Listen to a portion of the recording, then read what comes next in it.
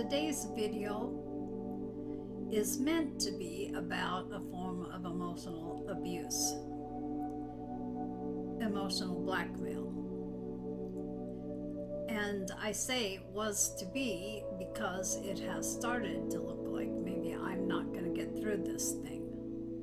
I have probably started 15 times and I just keep stopping and deleting and trying again and stopping and deleting again. So I finally thought to ask Spirit to give me some cards to clue me in as to why this was so difficult for me. And I had to come to the conclusion that it's difficult for me because I had to acknowledge that I have experienced this throughout much of my life in various levels of intensity, I guess you could say. And there is that propensity, I guess, to blame myself for not having seen what was happening, for not having done anything about it. That tendency of mine to say, oh, you dumb shit. Why did it take you so long to see? And because that is my first reaction to this, I want to start out with saying, if you watch this and you realize that you are or have been often a victim of emotional blackmail, don't do what I'm doing. You know, we see life through the lens of our experiences. Some of us have a warped view because we haven't had any normalcy in relationships in our lives. It doesn't mean it always has to be that way, though. Sometimes we just have to have something pop up to make us aware. Because if it's all we've known, how do we know that it could be anything different, anything better, anything healthier? We can learn from it. We can learn to be more discerning in the future. It's not that the experiences were for naught. And we can't beat ourselves up about getting suckered in or getting snowed or not seeing that we have been in an unhealthy dynamic. These are the cards I got when I asked for clarification about why I was having difficulty. The first one is remove toxicity. You are only treated as badly as you allow yourself to be. Self-love means we should not tolerate toxicity or abuse directed to us or indeed from anyone that we come across in our lives. Firm steps are needed to manage our exposure to such abuse. Yeah. It's never okay. The thing is, if we don't know any different, we don't know that it's not okay. You deserve better, even if you never have had it before. There's always a first time. The next card was get up and talking about no matter how far you think you have fallen, what matters is that you try again. All is not lost until you give up. Which I took as another pattern of mine. No, I have failed too often. Why keep trying? No, I was stupid enough to let this happen. Maybe I'll be stupid again. No, why would I try again? Obviously, I can't pick up the important signals that I should. You know what I'm saying, that negative self-talk that I'm so good at. Maybe you are too. But it was appropriate for this when I asked for an explanation, because we can't fight something that's unhealthy until we realize it's unhealthy, first of all. We can't have discernment if we've never been shown anything different to know that there's something to pick up that perhaps we haven't seen. This kind of treatment can become our reality. And so I want to shed some light in my own way, just for someone that might come by and might need to see that they're tolerating behavior that they shouldn't be, to help them realize that there is a way out.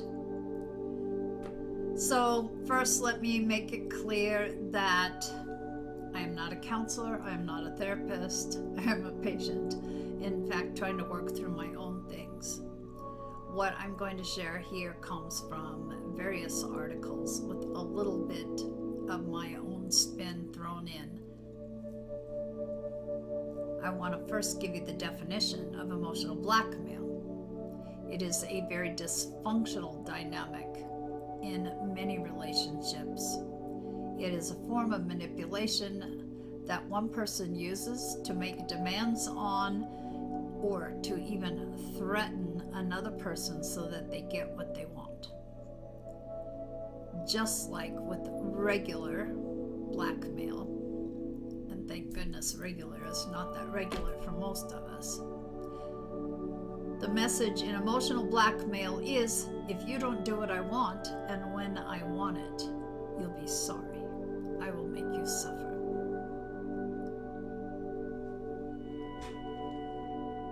Now, if it were normal blackmail and someone came to me and said, what do I do? I know what I would respond there, because I know that to allow someone to hold something over our head to keep us silent is damaging from my own experiences. As children, we can't do anything about it. As adults, we can take our power back, although it's not easy. So in a case of blackmail, my advice in that would be, whatever it is they're saying they will expose, you put it out there first with your own slant, with your own explanation, with your own apologies if those are necessary. You present it to whoever it has been noted would be the recipient of this damaging information. You control how the information is given, and you be there so that you can interact with the recipients and explain why things happened the way they did, how it really went down. You know, living in fear that someone's going to spill some deep, dark secret has to be horrifying. We all have our little secrets that we don't want to share, those things that we're embarrassed about, those things that bring shame up in us so strongly. Everyone knows what it's like to have that kind of fear about their deepest, darkest secrets being exposed. Anyone should understand that these are just the things that make us human. And so if someone has something they're embarrassed about and another person is holding it over their head and they chose to present it themselves, there would be a taking back of their power, first of all, but a lot more control on how it was presented. And I think that most people can show compassion in this regard if it's about a secret, because we all have them. So that is how I would have responded with regular blackmail, but I knew when this came up that I didn't know that much about emotional blackmail, at least from the books. Possibly I know a bit about it in personal experience, and that's why it was so uncomfortable for me to dive into. So I'm going to share some points from articles I have found. This is serious stuff. One of the websites I went to do research, the very first thing that popped up was a big blue message that told the viewer that their activity on the internet could be tracked. And I'm going to hopefully remember to put that in this video. And it also reminded them that they could quickly exit out of the window or the tab by clicking on the X, just to plant this in the mind so that if someone came upon them and they were under duress, they could just automatically react without panicking. That shows there is real fear in this kind of thing. People are afraid of having it discovered that they're trying to find help. That's why I considered this something well worth doing a video about. Even though it is regurgitation of articles here and there, sometimes it takes just stumbling upon the right thing to have something in that's different resonate. So it may be that you're experiencing emotional blackmail. The website that had the big pop-up is called loveisrespect.org. There are people you can talk to. There is help. There are resources. You also can go to a counselor or a therapist that could help you see that you weren't stupid, you weren't gullible, you weren't naive. You just have had things happen in your life that have basically prepared you to be a victim of this also. And they can help you see the ways you could adjust your thinking. I think that's all I wanted to say. Okay, so I can hear already people that would be saying, how could anyone not know this isn't normal? Why would anyone put up with that kind of behavior? I know that's not cool. Well, first of all, people, if you're saying that, you're judging, which isn't cool. But second of all, like I said before, we view the world through the lens of our experiences. If you're lucky enough that you have not had experiences that would make you prime prey for this, I'm happy for you. But it's not always obvious to those of us that have gone through conditioning. So, giving an example, let's say you meet someone new. You are infatuated, you friend them on Facebook, let's say. And you notice now that you are friends on Facebook, they are always on top of things. Boy, it's flattering to think they are paying attention when you post something. They're always one of the first people to comment. You may see it as really, really cool. Someone else looking at that same thing may be saying, you know, that's weird. I follow this dude or this chick too, and I've noticed that this person is always at the top of the list. I wonder how they do that. Are they stalking this person? That's just too odd. Well, as it turns out, I think there are notification settings or something. I think there is a way, but I mean, it would be pretty obsessively paying attention. That would scare a lot of people. That would have the alarm bells going off for a lot of people. But remember, we view things through our own experience-formed lenses. Someone else that has noticed that person commenting all the time may have noticed that some of the comments are digs, insults, sarcasm. Maybe there's a smiley face put in there. Maybe there's an LOL, but someone that is pulled back, that's not intimately involved in that situation, will be going, oh, that's not very nice. I wonder why this person is putting up with that. Why is this insulting person still a feature in their lives? I wouldn't put up with that shit. And then there might be that realization that takes you from being flattered to wondering if there isn't something just a little bit wrong about this, because it's starting to feel more like the person always showing up is actually threatening you by saying, you're not going to pull anything over on me. You're not going to make one move in your life that I'm not aware of. I'm paying attention, mister. Or I am on this, missy.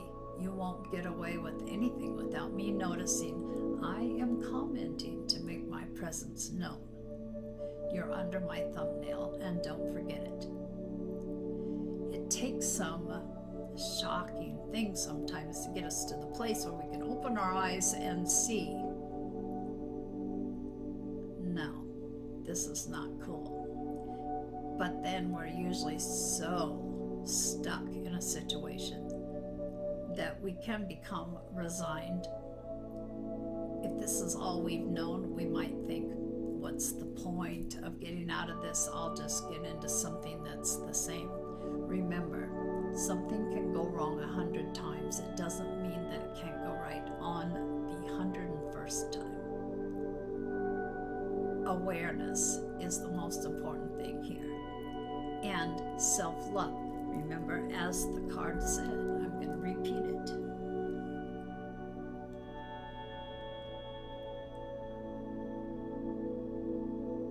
Self-love means that we should not tolerate toxicity or abuse directed to us.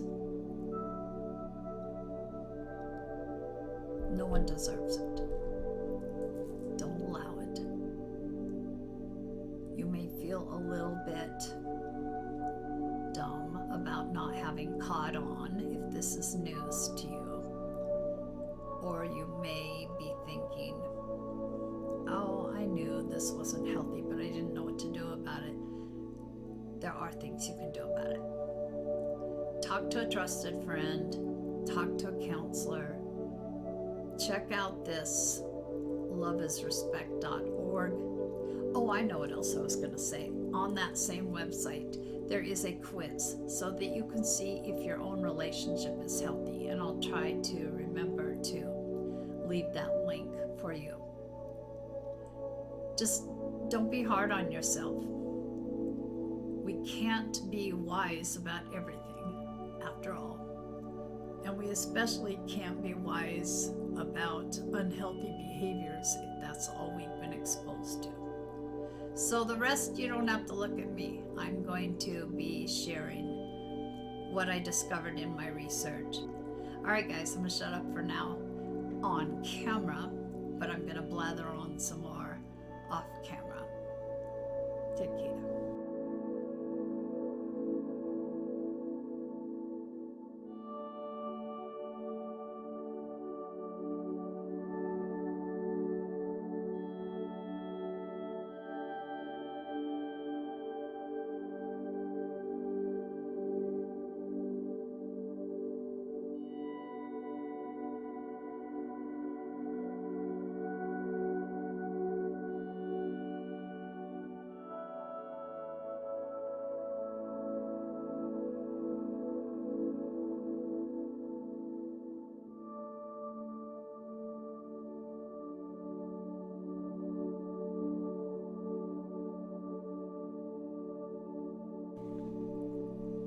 Someone who is emotionally blackmailing another does that by creating feelings of fear, guilt, and anger to get that person to comply with what they want.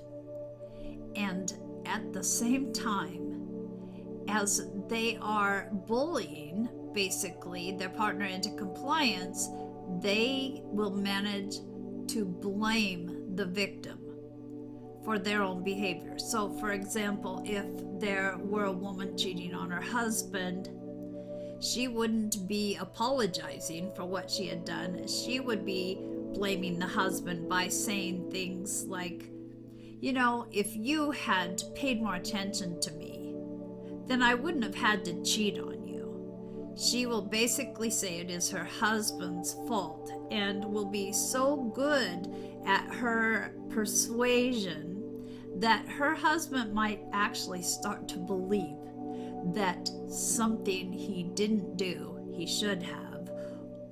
He will wonder if he's good enough for her.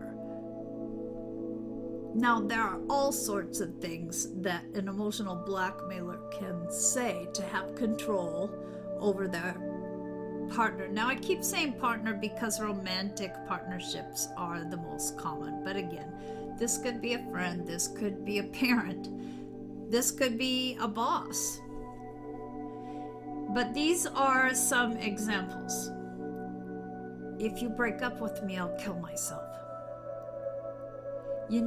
You say you love me, but one little thing I ask you to do, not talk to that person, and you can't do it for me, you don't love me. If I ever catch you looking at another man, I'll kill him. I've talked to my friends, and they all agree that you are crazy. What do you mean I need to stop drinking?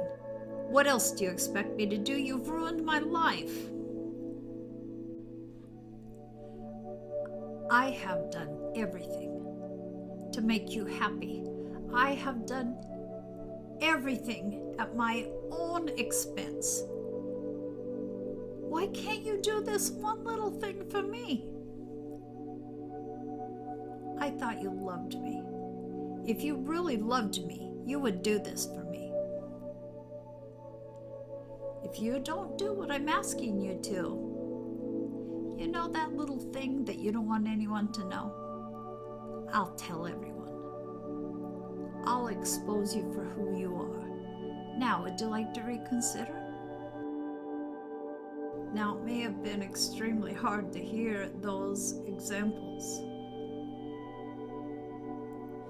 If you haven't experienced anything like that personally, you wonder how anyone could treat another person like that. But you have to remember that people who use serious emotional blackmail are abusers. They are attempting to control another person's thoughts and feelings, and they are extremely good at making their victims feel powerless and confused. They know how to make themselves look like they're being completely reasonable and that it is their victim who is being unreasonable. They have an ability to anticipate moods. And although it seems perverse, they may even apologize profusely for things that they didn't do just to make themselves out to be saints. Kind of a setup for what is to follow. Because no one would ever expect bad behavior from a saint, after all. So there is a term that is used in this field that covers emotional blackmail, and it is fog. Because it is fear, obligation, and guilt that is used against a victim to get them to do what their blackmailer wants them to do. It's what they rely on for success, because the emotional blackmailer can rely on their victim being manipulated by being scared of them, or feeling an obligation to them, or feeling guilty for not doing what they've been asked to do. The blackmailer knows exactly what the victim is feeling and will quickly learn which of these things is more effective than the other, although they may be good at all three. They definitely know what to do to trigger. Just like any abuser, those that emotionally blackmail are very good at picking out their victims. There are some people who are more likely to be easily manipulated by them. And those traits in people are low self-esteem, so that the person is less likely to feel they deserve a healthy relationship. People who have a really big problem with upsetting others, who don't like conflict, so that would make them more likely to give in to blackmail.